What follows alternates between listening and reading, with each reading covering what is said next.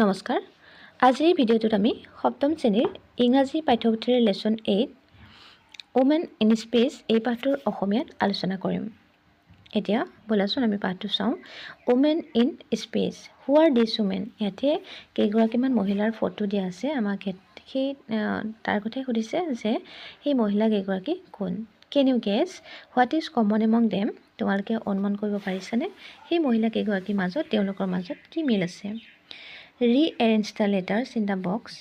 আমাক কাষত এটা বক্স দিয়া আছে, সেই বাকচটোত আখৰবিলাক আমাক খেলি মেলিকৈ দিয়া আছে। আমাক কি কৰিব দিছে? শুদ্ধকৈ লিখিব দিছে। টু গেট দ্য এনচাৰ, উত্তৰটো পাবলৈ। Right down the word in the Oval বিলো। আকৌ কি কৈছে? শুদ্ধকৈ লিখি আমাক তলৰ যিটো এটা বক্স দিয়া আছে সেই বক্সটোত লিখিব দিছে। এতিয়া চোৱাচোন, আমাক কেইগৰাকীমান মহিলাৰ ফটো দিয়া আছে। তেওঁলোক কোন হয়? তেওঁলোক মহাকাশচাৰী হয়। প্ৰথমগৰাকী হৈছে Valentina Tereshkova, Sunita Williams, Sally Ride, Kalpana Chawla. এই চাৰিগৰাকী হৈছে মহাকাশচাৰী। Did you guess the word? সেই ৱৰ্ডটো, সেই শব্দটো কি অনুমান কৰিব পাৰিছানে? All this women are famous astronaut. কি কৈছে ইয়াতে? এই সকলোবোৰ প্ৰখ্যাত মহাকাশচাৰী মহিলা হয়। এতিয়া ইয়াতে চোৱা, এষ্ট্ৰনাটছ মানে হৈছে মহাকাশচাৰী।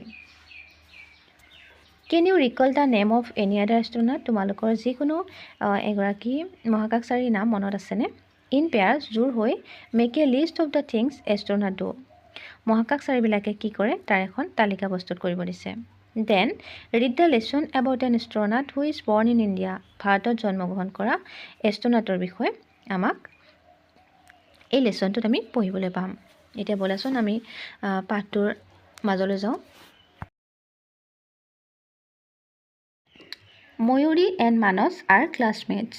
ময়ূৰী আৰু মানস দুয়োগৰাকী সহপাঠী হয়, একেলগে পঢ়ে। On their way to school they discuss the project to be submitted on science day. তেওঁলোকে যেতিয়া স্কুললৈ যায় তেওঁলোকে কি আলোচনা কৰে? বিজ্ঞান দিৱসত জমা দিবলগীয়া এটা প্ৰকল্পৰ বিষয়ে আলোচনা কৰে।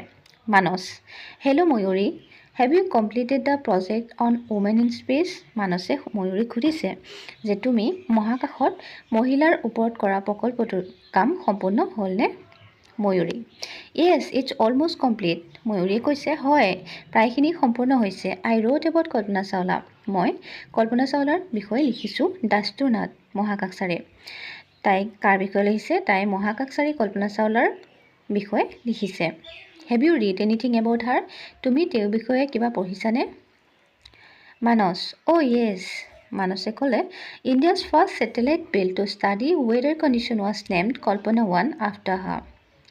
হয়, বতৰৰ পৰিস্থিতি অধ্যয়নৰ বাবে নিৰ্মিত ভাৰতৰ প্ৰথম উপগ্ৰহৰ নামাকৰণ কৰা হৈছিল তেখেতৰ নাম অনুসৰি, Kalpana 1। Mayuri, yes I read about it on the internet. হয়, ময়ো পঢ়িছোঁ ইণ্টাৰনেটত এই বিষয়ে। Manas, it was an important piece of news at that time. এইটো তেতিয়াৰ এটা গুৰুত্বপূৰ্ণ বাতৰি আছিল। I read about Kalpana Chawla's death in a space shuttle accident. মই মহাকাশৰ শ্বাটল দুৰ্ঘটনাত কেনেকৈ কল্পনা চাওলাৰ মৃত্যু হৈছিল সেই সম্পৰ্কে পঢ়িছোঁ। But I don't know' anything else about her. কিন্তু আৰু তেখেতৰ বিষয়ে মই বেছি নাজানো। কেন you tell me something about her? তুমি মোক তেখেতৰ বিষয়ে কিবা ক'ব পাৰিবানে? I am so' curious to know'. মই জানিবলৈ বৰ উৎসাহী। Mayuri, well as far as I know', মই যিমান জানো Kalpana Chawla was born in 1961 at Karnal in Haryana.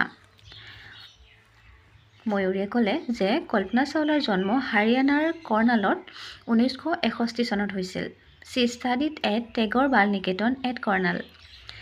তেখেতে ক'ত শিক্ষা গ্ৰহণ কৰিছিল? কৰ্ণালৰ টেগৰ বাল নিকেতনত। লেটাৰ, পিছত at Punjab engineering college in Chandigarh. পিছত চণ্ডীগড়ৰ পাঞ্জাৱ ইঞ্জিনিয়াৰিং কলেজত শিক্ষা লৈছিল। Manas, I am sure she loved flying in space. মানসে ক'লে যে মই নিশ্চিত যে তেখেতে মহাকাশত উৰিব ভাল পাইছিল। ময়ূৰী, অ' য়েছ, হয়, flying in space was her dream. মহাকাশত উৰাটো তেখেতৰ সপোন আছিল। C one to the United state of America with this dream. আৰু সেই সপোনটো পূৰাবলৈ তেখেতে ক'ত গৈছিল বুলি কৈছে? আমেৰিকাত গৈছিল কি কৰিবলৈ প্ৰশিক্ষণ ল'বলৈ do you know' what NASA is তুমি জানানে নাছা কি ন' হোৱাট ইজ ইট মানসে ক'লে যে নাই মই নাজানো এইটো কি Mayuri it's national aeronautics and space administration ময়ূৰীয়ে ক'লে এইটো এটা national aeronautics and space administration ৰাষ্ট্ৰীয় মহাকাশ গৱেষণা প্ৰতিষ্ঠান মানস আই চি হয় নেকি Mayuri Kalpana Chawla went in to space the first time কল্পনা চাওলাই প্ৰথমবাৰৰ বাবে গৈছিলে by the Columbia space shuttle STS-87 এইখন এখন মহাকাশ যান হয় এই মহাকাশ যানখনৰে কল্পনা চাওলাই প্ৰথমবাৰৰ বাবে মহাকাশলৈ গৈছিল she was the only women তাইয়ে একমাত্ৰ মহিলা আছিল in the team of 6 astronaut সেই 6জনীয়া মহাকাশচাৰীৰ দলটোৰ একমাত্ৰ মহিলা কল্পনা চাওলাই আছিল Kalpana Chawla went in to space again in 2003 along with 6 other এষ্ট্ৰনাটছ কল্পনা চাওলাই আকৌ কেতিয়া গৈছিলে আকৌ এবাৰ গৈছিল 2003 চনত আৰু তাইৰ লগত কোন গৈছিল আৰু 6জন মহাকাশচাৰী গৈছিল মানস ভেৰি ইণ্টাৰেষ্টিং এইটো বহুতে ধুনীয়া ময়ূৰী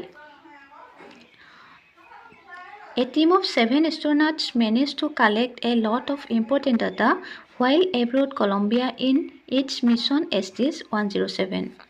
কি কৈছে টিম অফ 7 astronauts তাইৰ লগত যোৱা সেই 7জনীয়া দলটোৱে কি কৰিছিল manage collect a lot of important data কিছুমান গুৰুত্বপূৰ্ণ ডাটা সংগ্ৰহ কৰিছিল while aboard Columbia in its mission STS-107 যেতিয়া কলম্বিয়াৰ মিছন STS-107ত আছিল But the space shuttle broke up in flames on its way back to Earth. কিন্তু যেতিয়া সেই মহাকাশ যানখন পৃথিৱীলৈ ঘূৰি আহিছিলে তেতিয়া এটা দুৰ্ঘটনা হৈছিল আৰু সেই দুৰ্ঘটনাত কি হৈছিল সেই যানখন ভাঙি পৰিছিল জুই লাগি ভাঙি পৰিছিল